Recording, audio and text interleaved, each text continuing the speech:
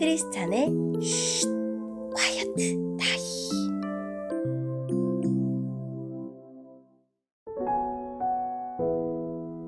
샬롬, 크리스찬 성도님들 반갑습니다. 오늘의 본문은 레위기 25장 23절부터 38절까지의 말씀입니다. 본문의 제목은 땅은 다 하나님의 것입니다. 본문을 읽기 전에 어떤 내용인지 요약본을 먼저 읽어드릴게요. 희년에는 상황이 어려워 어쩔 수 없이 땅을 판 가난한 사람에게 다시 그 땅을 돌려주는 토지 무르기법을 시행합니다. 또 이스라엘 백성은 어려운 이웃을 돕는 일에 적극적으로 동참해야 합니다. 오늘의 본문 23절입니다. 땅은 원래 나의 것이므로 너희는 땅을 아주 팔지는 못할 것이다. 너희는 내 땅에서 잠시 동안 사는 외국인이요 나그네일 뿐이다. 너희는 땅을 팔 수 있으나 그 땅을 언제든지 다시 살 수 있어야 한다. 너희 땅에 어떤 사람이 매우 가난해져서 땅을 팔게 되었다면 그의 가까운 친척이 그를 위해 그 땅을 다시 사들여야 한다. 만약 그 사람을 위해 다시 그 땅을 사들일 만한 가까운 친척이 없던 중에 그 사람 스스로가 그 땅을 사들일 만한 돈을 가지게 되면 그 사람은 그 땅을 판 지 몇 해가 지났는가를 헤아려라. 그래서 그 땅을 얼마에 사들여야 할지를 결정하여라. 그렇게 해서 그 땅을 사들이면 그 땅은 다시 그 사람의 것이 된다. 그러나 만약 땅을 다시 사들일 만큼 돈이 충분하지 않으면 그 땅은 기쁨의 해인 희년까지 땅을 산 사람의 것이다. 그러나 기쁨의 해가 돌아오면 땅을 산 사람은 땅을 원래 임자에게 돌려주어라. 성벽 안에 사는 사람이 집을 팔았으면 1년 안에는 언제든지 그 집을 다시 살 수 있으나 만약 1년 안에 그 집을 다시 사지 않으면 성벽 안에 그 집은 산 사람의 것이 되어 자손 대대로 그의 것이 된다. 또한 희년이 돌아와도 원래의 임자에게 돌아가지 않을 것이다. 그러나 성벽이 없는 마을의 집은 토지와 같이 여겨라. 그런 집은 다시 사들일 수 있으니 희년이 돌아오면 그런 집은 원래 임자에게 돌려주어라. 레위 사람은 성벽 안에 있는 집이라도 언제든지 자기 집을 다시 살 수 있다. 레위 사람에게서 집을 샀다 하더라도 레위 사람들의 성 안에 있는 그 집은 희년이 돌아오면 다시 레위 사람들의 것이 될 것이다. 레위 사람들의 성 안에 있는 집은 레위 사람들의 것이기 때문이다. 그런 성은 이스라엘 백성이 레위 사람들에게 준 성이다.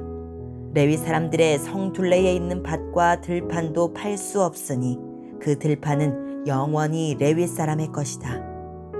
내 동족 가운데 너무 가난해서 혼자 힘으로는 살아가기 어려운 사람이 있거든. 너희는 나그네나 외국인을 돕듯이 그를 도와 너와 함께 살 수 있도록 하여라. 그에게 돈을 빌려줄 때는 이자를 받거나 이익을 얻으려 하지 마라. 내 하나님을 두려워하여라. 그 가난한 사람이 너와 함께 살 수 있도록 하여라. 그에게 이자를 받을 생각을 하고 돈을 빌려주지 마라. 그에게 이익을 바라고 먹을 것을 줘서도 안 된다. 나는 너희를 이집트 땅에서 인도해낸 너희 하나님 여호와이다.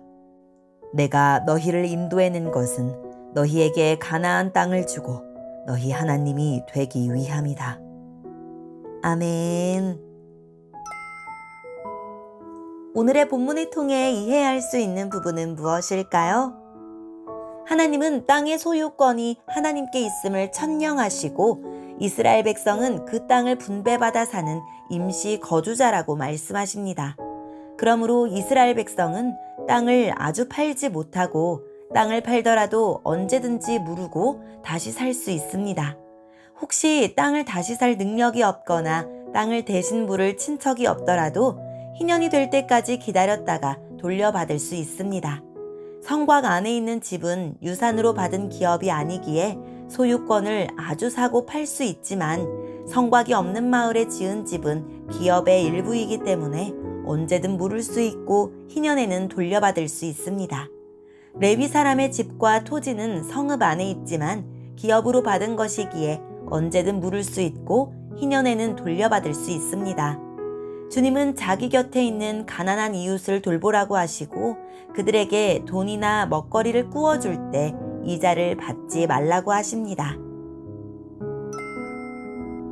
오늘의 본문을 통해 알 수 있는 우리 하나님은 어떤 분일까요?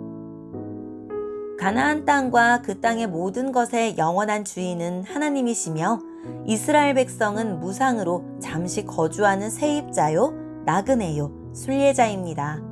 그러니 더 편하고 더 부하고 더 큰 힘을 갖기 위해 땅을 사고 팔 수 없습니다. 해와 비와 공기에 대해 독점적인 소유권을 주장할 수 없듯이 땅도 마찬가지입니다. 우리 역시 주인이 아니며 하나님이 허락하신 시간 동안 맡기신 것을 가꾸고 돌보는 청지기와 소작인입니다. 하나님을 주인으로 모신 우리는 더 크고 비싼 부동산과 불로소득을 인생의 목표로 삼고 살아가는 사람들과 얼마나 구별된 모습으로 살아가고 있습니까? 주인이신 하나님이 우리에게 요구하시는 임대료, 하나님이 우리에게 기대하시는 모습은 무엇일까요?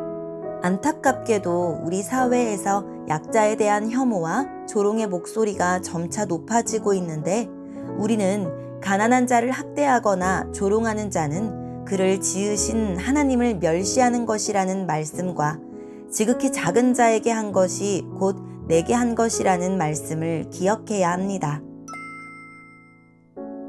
오늘의 본문을 통해 우리에게 주시는 교훈은 무엇일까요?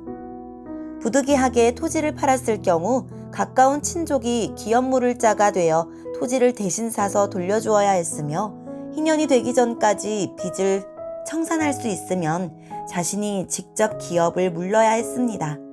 예수님은 죄 때문에 사탄에게 팔린 우리의 영적 기업을 되찾아 주시는 구속자가 되려고 오셨습니다. 이 은혜를 받은 우리는 가족이나 친족, 이웃의 어려움을 보면 적극적으로 도와야 합니다. 함께 살아가는 공동체에서는 이웃의 일이 남 일이 아니라 나의 일입니다. 오늘의 본문을 통해 각자에게 주시는 성령 하나님의 음성에 귀를 기울이며 살아 역사하시는 하나님, 저의 기업물을 구속자가 되어주신 나의 주님, 저도 제 이웃에게 그 사랑을 거저 베풀게 해주세요 라고 기도하고 오늘도 말씀을 붙들고 승리하는 하루를 살아냅시다. 여기까지 크리스찬의 quiet time 이었습니다.